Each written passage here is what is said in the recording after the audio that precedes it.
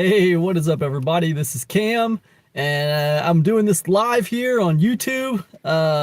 So I wanted to give this a try. Done any lives on YouTube here, and if I have, it's been a while. But I wanted to do this live. I had this on my mind about anyone starting a business after the age of 40, right? I actually started my online business when I was about 35. I was about 35 when I got into online business. Um, I started Epic Conversions right before I turned 40. I am pretty familiar with starting online business around this age. Currently, I'm 49 years old. 49 years old currently. And I want to kind of talk to you guys out there who are a little older, right, over 40, over the age of 40. I want to talk to you about that. Um, a little bit of a warning, I guess you could say.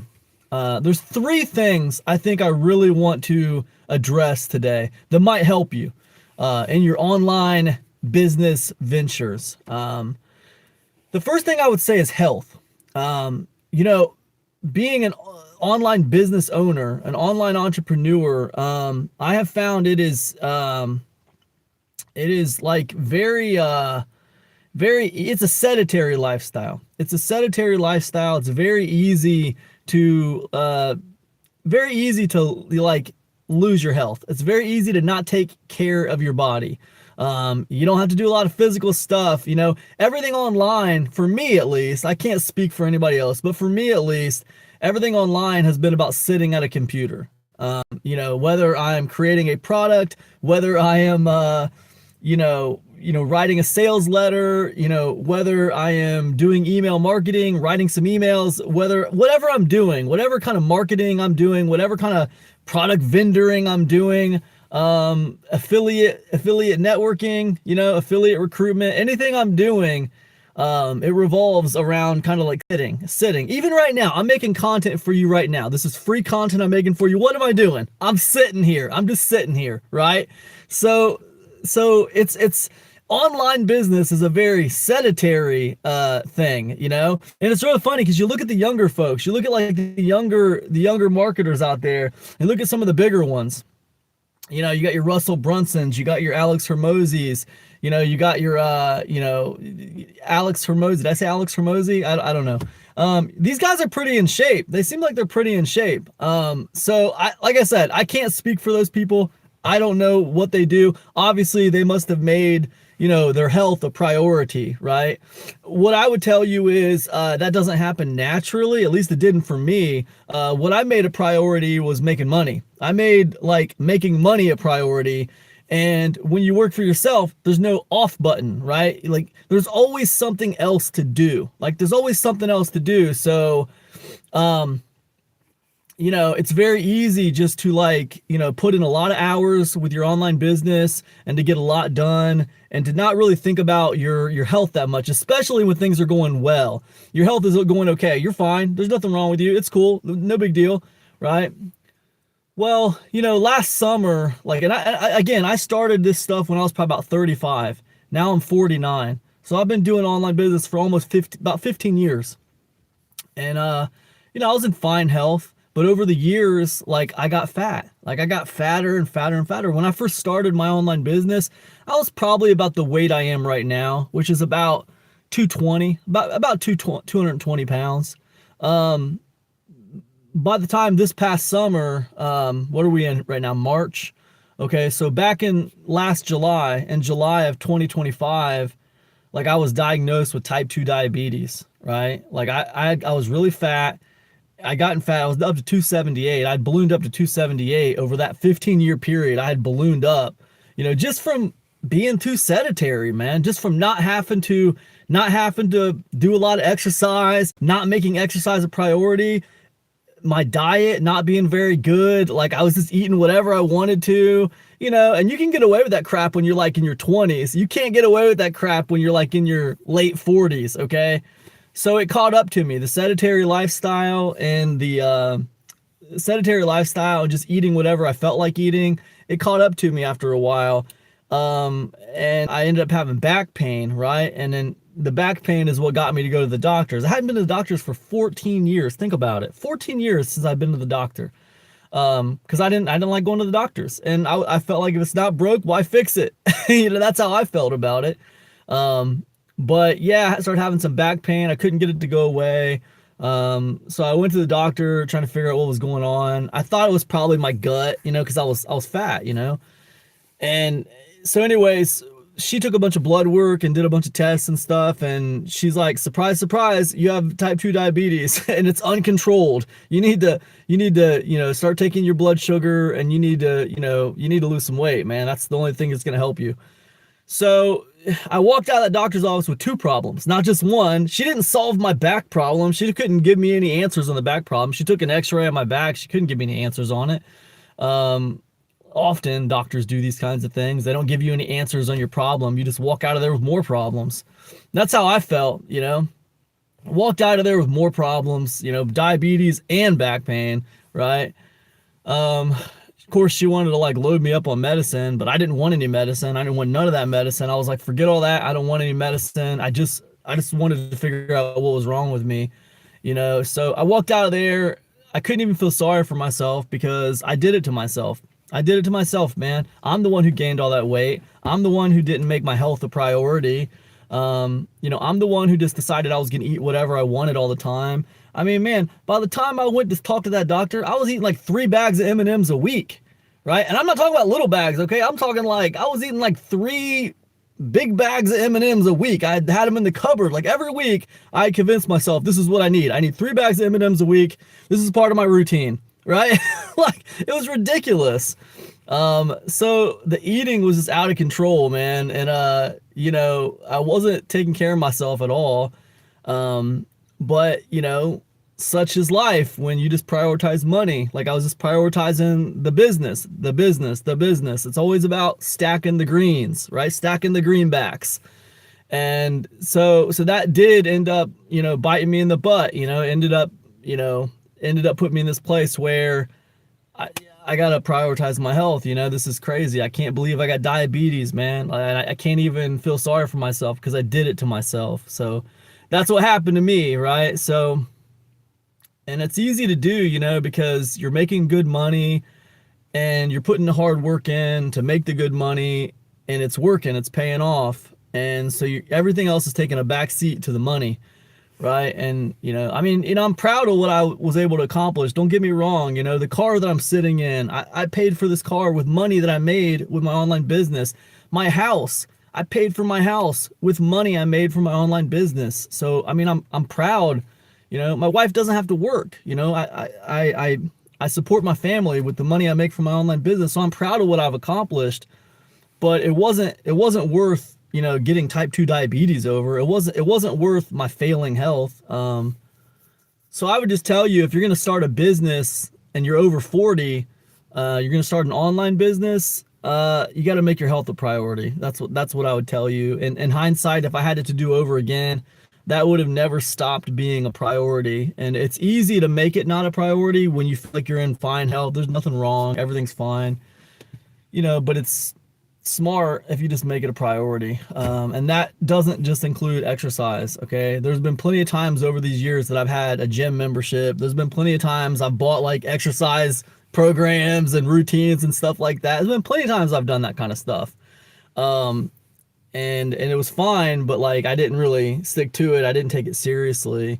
So I would tell you, make your health a priority, stick to it, and that includes food. That's a big part of it, is food, right? It's not just exercise. Exercise is important, but food is the big one. Food is the big one. You got to eat right?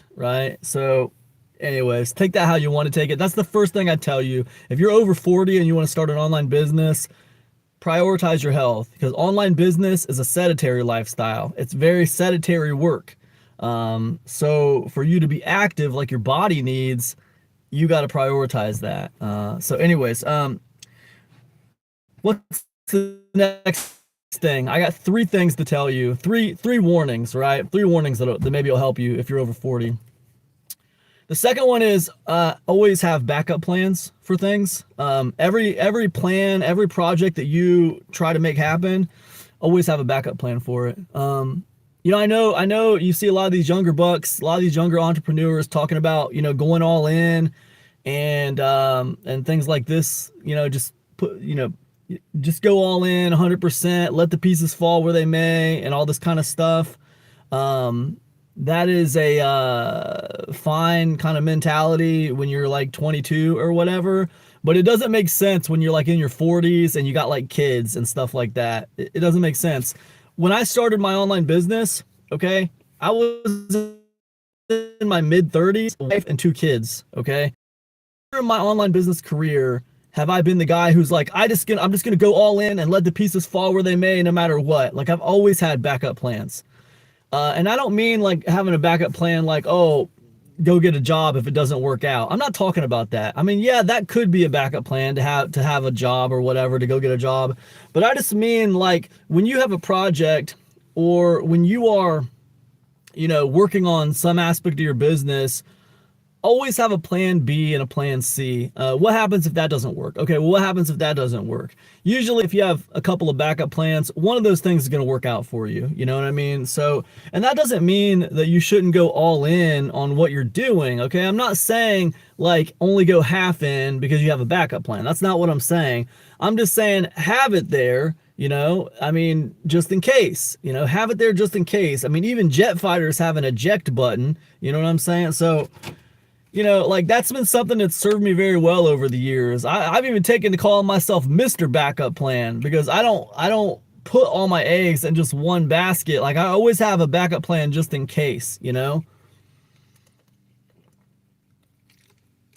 I have never launched a product. I have never started a new business venture. I've never started anything new without thinking of the possibility that it might not work out. I've never done it. And then I always ask that question like, okay, what do I do if it doesn't work out? What's the next step? Okay, well, if that doesn't work out, then I'm going to do this. All right, well, if that doesn't work out, I'm going to do this, right? So I've always kind of like operated with that mentality. And I think that is, that's where, and the reason I wanted to bring that up, I think, is because I see a lot of younger like gurus out there, a lot of younger like big gurus out there.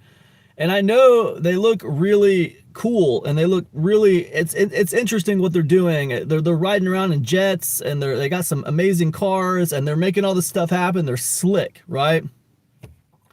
But it just appears a certain kind of way, and it's like, that's fine, but you never hear them talking about backup plans. You always hear them talking about going all in. You always hear them talking about, this is how you do it. This is how you do it. First you do this, then you do this, then you do this, right? And it's like, what if it doesn't work for you? What if it worked for them, but it doesn't work for you? And because that can happen, especially when you're talking about celebrities, right?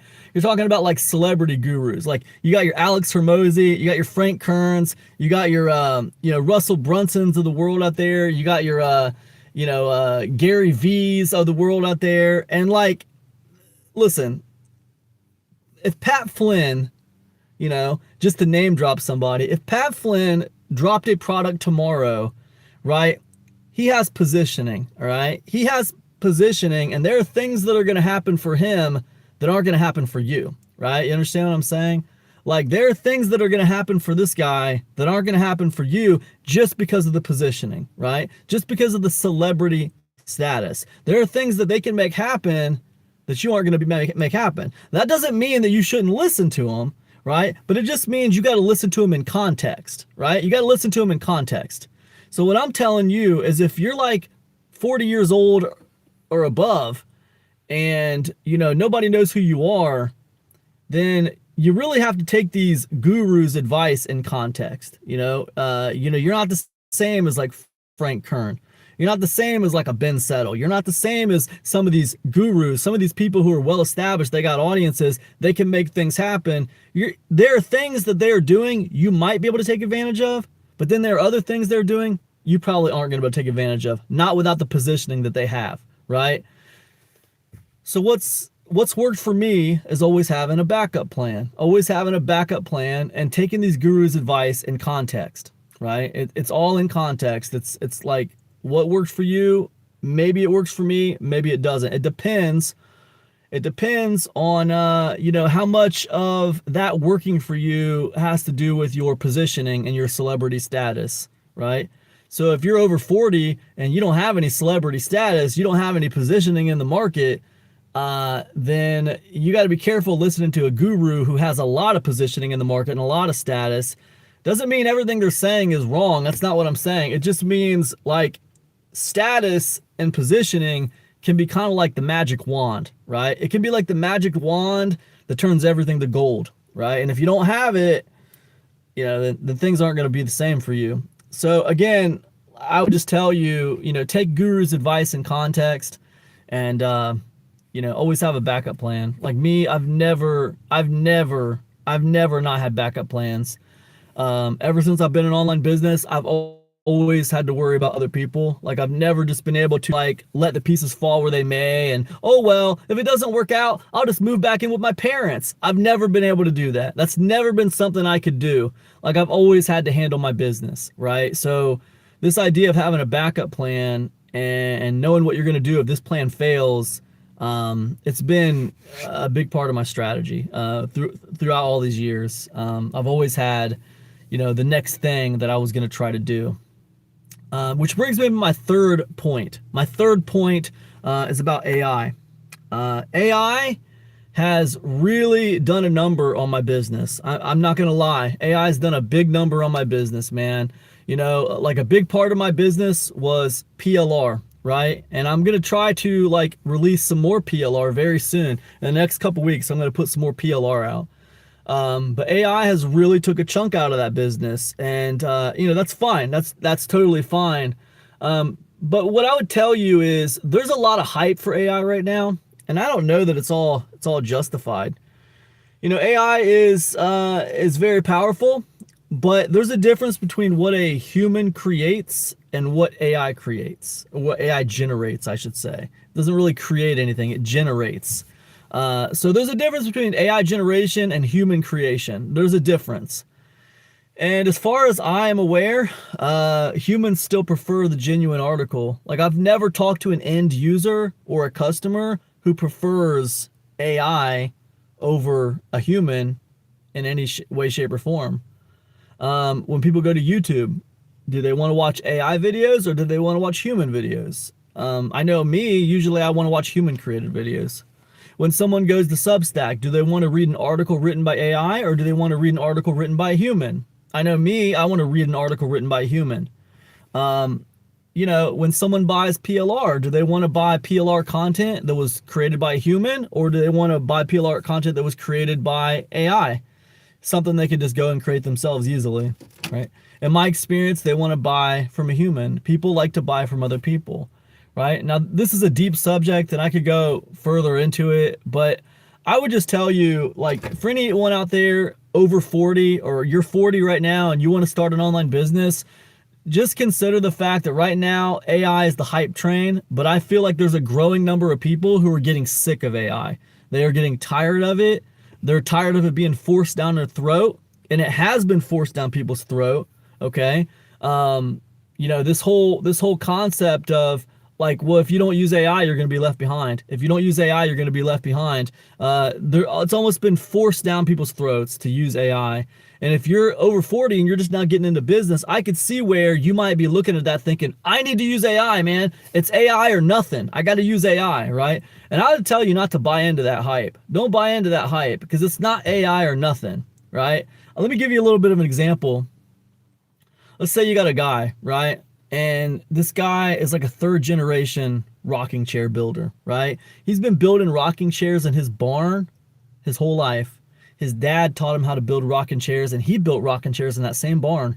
And then his dad's dad taught him how to build rocking chairs, and he built rocking chairs in that same barn, right? That's an old barn, and that's an old rocking chair company. And this dude's been building rocking chairs his whole life. He's a third generation rocking chair builder. He can build about one rocking chair a day. Right?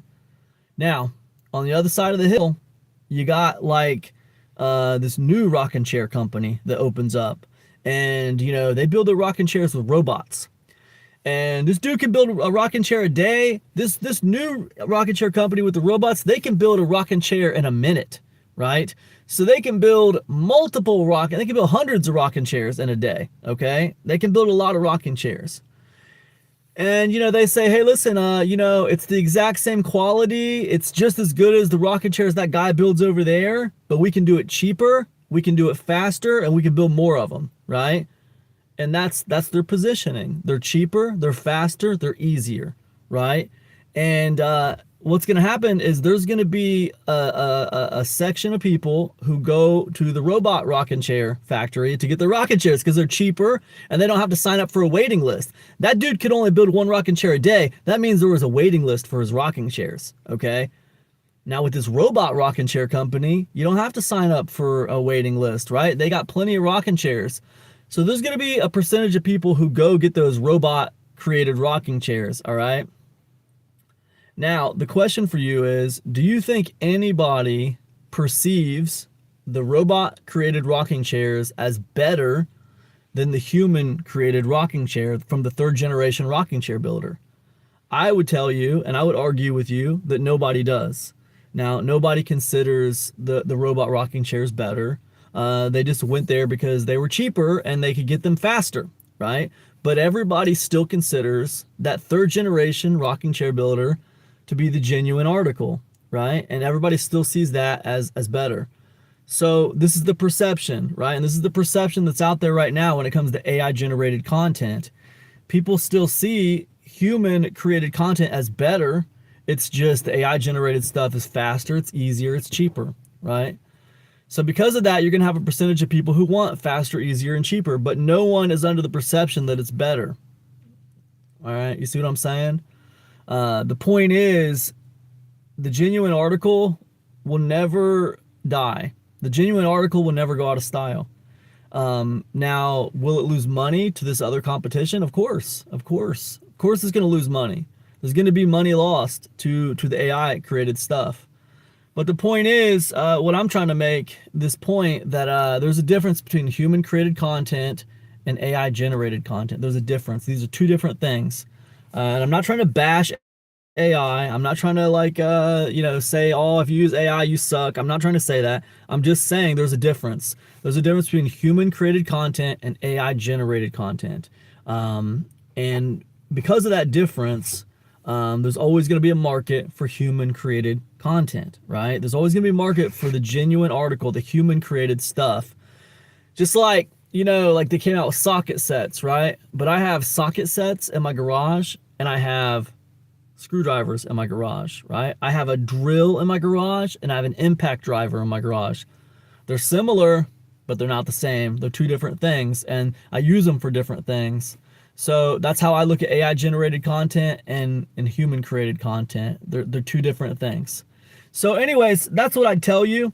I'm not going to let AI stop me from creating content for people. I'm still going to create human created content. I will say that you can't pretend like AI doesn't exist. And going forward, when I create PLR content, what I'm going to be doing is, I'm going to be recording myself creating the content. So there's a proof of authenticity for the content. The content's going to have a proof of authenticity. Everything I create is going to be recorded. So people are going to know this was created by a human, right? So I think that's pretty cool. And yeah, so that's kind of what I'm going. So that's what I tell you. Those three things, if you're over 40 and you want to start an online business, 1, prioritize your health. 2, backup plans. Make sure you got backup plans for everything you try to do. And 3, don't buy into the hype with AI. AI is not the replacement. It's just another thing. It's another thing, but it's not going to replace. See, because a lot of people have inferiority complexes right now when it comes to AI. And that's probably something I should talk about in a separate video. But like, a lot of people have inferiority complexes right now. They don't think there's any reason for them. They don't think whatever they're doing, it doesn't matter. AI does everything now. Why do I need to do anything? I've talked to people who don't even want to create music anymore because they feel like AI does it all. So who cares, right? Well, that's not the same thing. That's how I look at it. If AI creates a song, it's not the same thing as if you write a song. It's not the same thing at all. If AI generates a story, that's not the same thing as you generate. That's not the same thing as you writing a story. So it's not the same thing. But yeah, you're seeing a lot of that right now, inferiority complexes when it comes to AI. So what I just tell you is don't buy into the hype. So prioritize your health, keep your backup plans, don't buy into all the hype, right? Your stuff still matters. It's not just about AI. You're not going to get left behind. If you don't adopt AI like everyone's telling you to adopt AI, you're not going to get left behind. There's still room for the guy who puts out one piece of content a week. There's still room for the guy who just puts out one thing a month. Trust me. Trust me. You think that just because someone can slam the market with AI content, because they slam the market with like a video an hour, like they're going to beat you because of that? Man, I don't even want to hear from me once an hour. I don't even want to hear from me that much, okay? Sometimes I look in the mirror and I say, I don't want to hear from you. Go to sleep.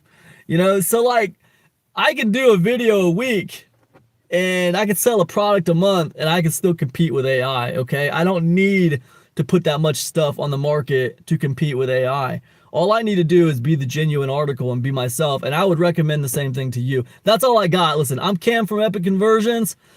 Check me out on Substack. I'm at Cam from Epic Conversions on Substack. Sign up for my email list if you want to see how I run my business. That's at epicconversions.com. EPICCONVERSIONS.com. Epicconversions.com. Get on my email list and I'll see you in the inbox. All right, peace now.